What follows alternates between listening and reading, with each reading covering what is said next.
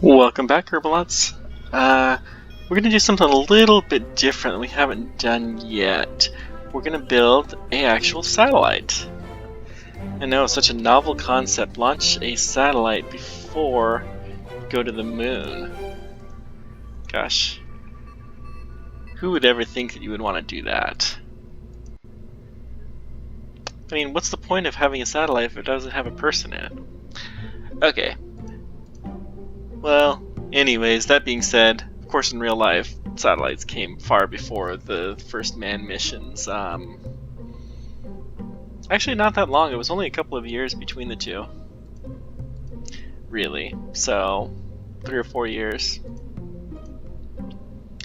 Didn't take that long at all. It was mostly a matter of scaling up, because you can get away with a far, far smaller satellite rocket. You don't have to take all the life support for a human and whatnot. It takes up a considerable amount of weight.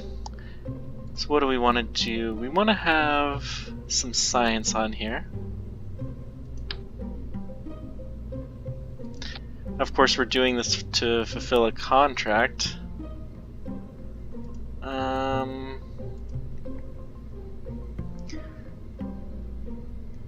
Oh, we have to have mysterious goo. Interesting. Okay, so we'll put a goo container on. Wish I could zoom in. I don't know why it's not letting me.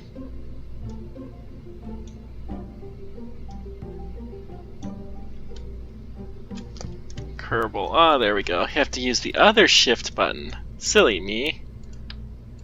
Use the left shift, not the right shift. Okay, we'll want some solar panels.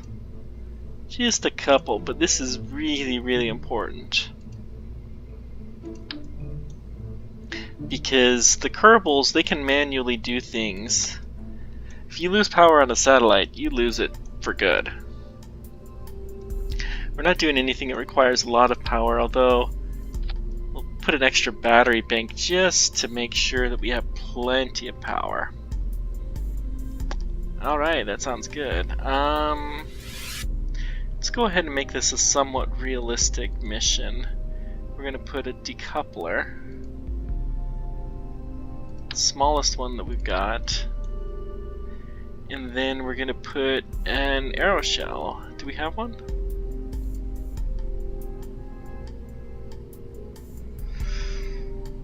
We do not have an aeroshell. Well, we're gonna do a completely unrealistic mission then. It'll be fine. We don't want symmetry on. Just want one. We actually want this more centered. Okay, we got the antenna. This satellite is going to be completely exposed when launching, and of course, in real life, that would never, ever happen. The satellites are just simply... You have to really take care of these satellites to nurture them. And this would be a no-go, but it'll do for our purposes. I'm also going to put a reaction wheel. We normally don't do this because the command pod has a reaction wheel built in. We don't need a lot of... Whichever one of these is cheaper. We'll take the cheaper one. Here we go. And we'll go ahead and put this on the main satellite body. Okay. So we got the reaction wheel. Put a decoupler. It's a decoupler. Wow. There we go. That's much better. Now we're going to... The mission profile, recall, is for a... What's the exact term? Keosynchronous orbit. That's gonna take quite a bit of power to get up that high. So we're gonna need a decent amount of delta V. This should be more than enough. Okay, so just for comparison, a couple of things that you need for a real satellite mission. You need a payload. We have 3 payloads. We have the goo, we have the the temperature sensor and the pressure sensor. Okay, check. Power. We have solar panels and we have a battery. Check. Frame. This thing. Check. You have the computer to run everything. Also check inside this frame. You have attitude control, which is this thing. Check. And you have communication through the antenna. We have everything that we need for a real satellite. This is a real satellite. It's not designed at all like you would have. The one thing that we don't have that you typically would have is some kind of a propulsion unit. The truth is, we just don't really care that much because once it's in orbit, then it'll be good. So we're going to call this satellite.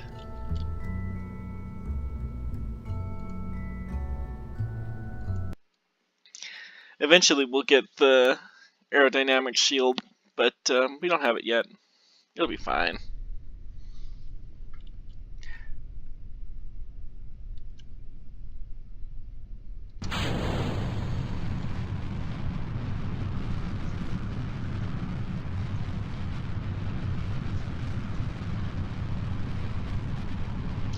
Now, in reality, the reason why they have the nose cone is as much to protect it from the force of the launch as it is to protect it from the heating elements. But in this game, we're really mostly worried about the heating.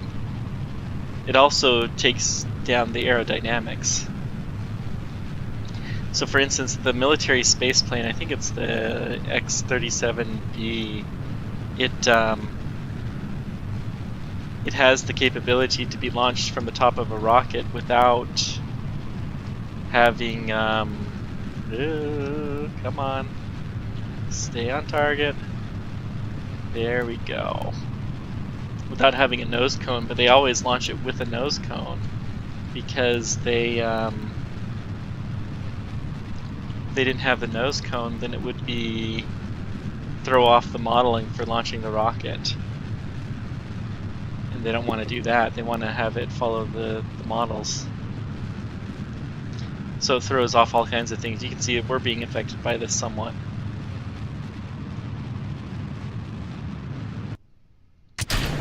I'm going to go ahead and let the backstage go.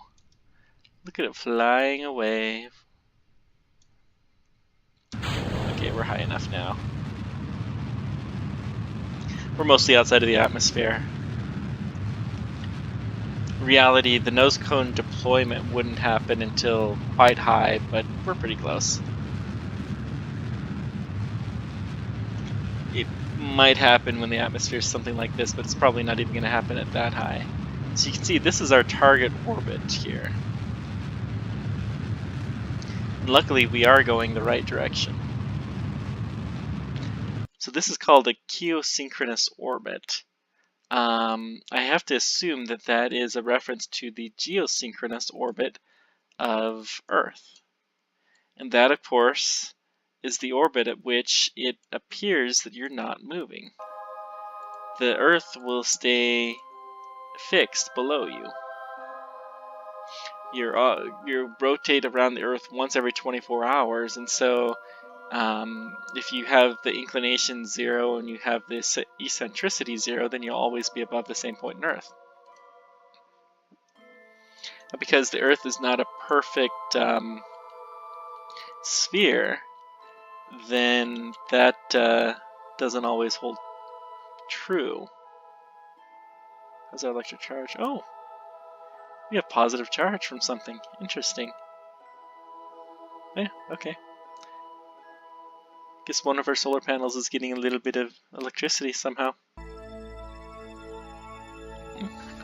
Cool. What was I saying? Oh, So because the Earth isn't perfectly spherical, the satellites tend to wander in their inclination. They'll be pointed higher and lower as time goes if you let them. And so you have to spend a certain amount of fuel to stay in that orbit. And it can be considerable. So fuel is one of the major causes of a geosynchronous orbit satellite no longer being operational.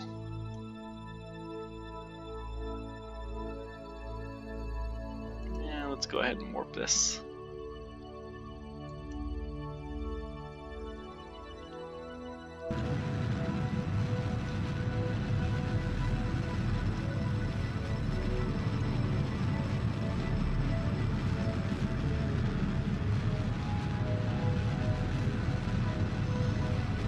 That's a lot of fuel to get up there.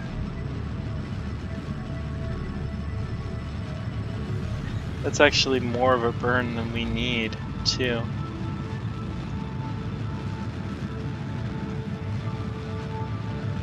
A little worried if we might not have enough fuel.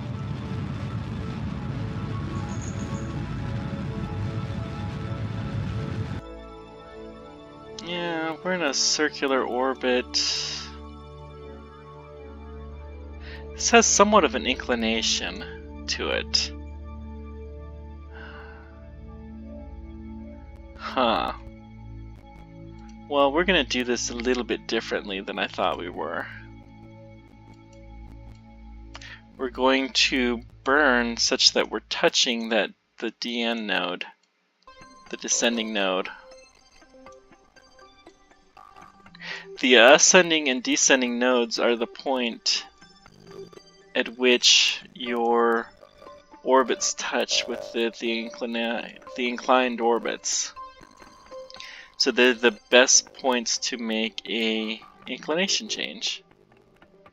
See how close we get to that. See if we can do it just a smidgen earlier.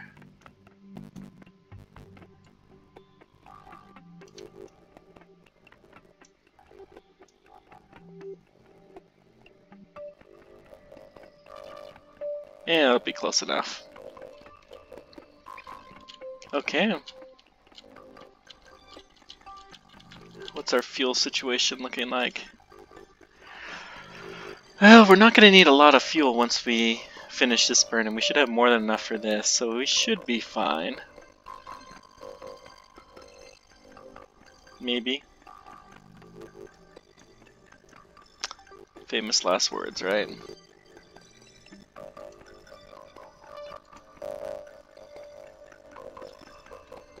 Actually, that's a little bit too... Let's go to there.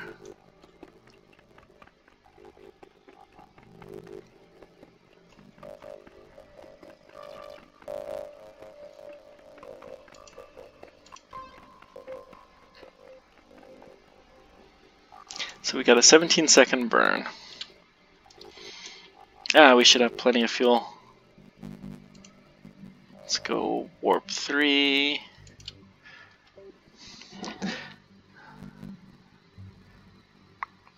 Five, 4, 3, 2, 1, and there we go.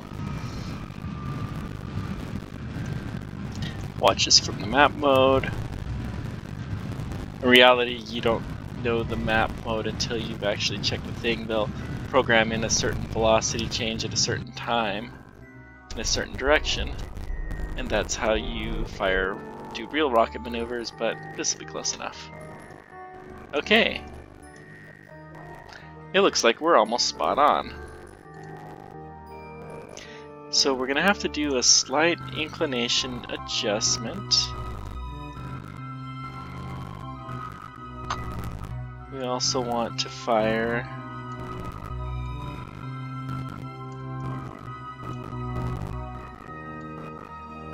let's get it closer, and a little bit closer.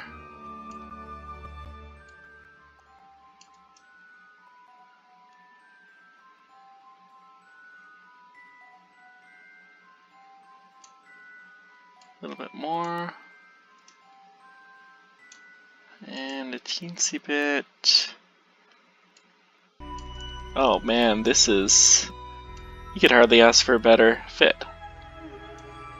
Let's take it down just... Well, up just a smidgen. That looks spot on to me. I don't know about you guys.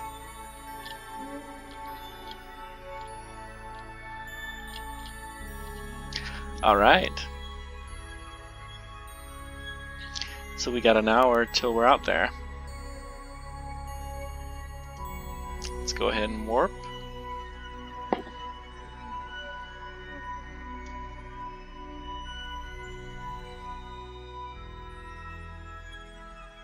Still got 5 minutes. Warp till a little bit closer.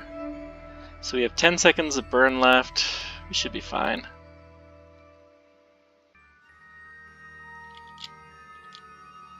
So let's go ahead and go in this mode.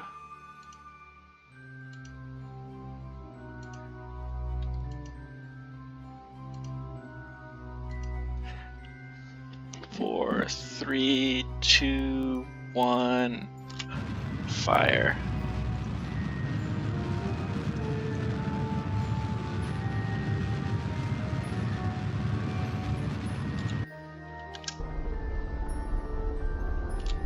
Oh, it changed color. I guess that means we're in the right orbit. So we just have to hold for a few seconds. And our contract should be awarded. There we go. We have now successfully put a satellite into Keosynchronous orbit. Roughly. I'm going to fire this just a little bit more, actually.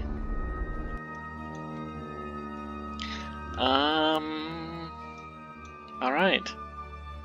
So, in reality, you'd have some kind of a smart controller on this bottom rocket stage. We don't. So therefore, it does not make sense for us to actually separate the satellite, because then we'd just be drifting around. Since we have this here, we may as well take it, and we're going to transmit it back to Kerbal.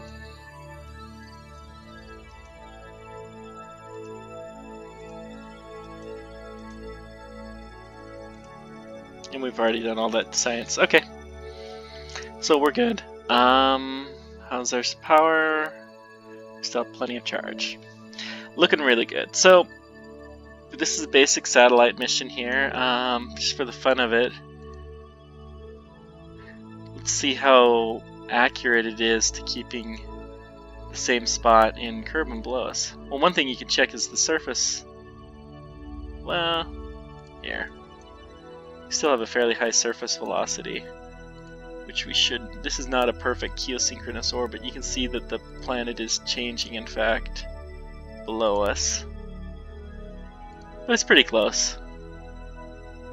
And it's really hard to actually achieve this orbit in real life. Maybe we are closer than I thought.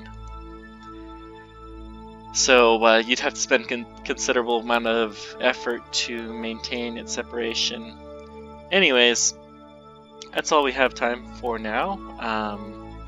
Let me know what your comments, questions are, and I'll try to do the best I can to answer them.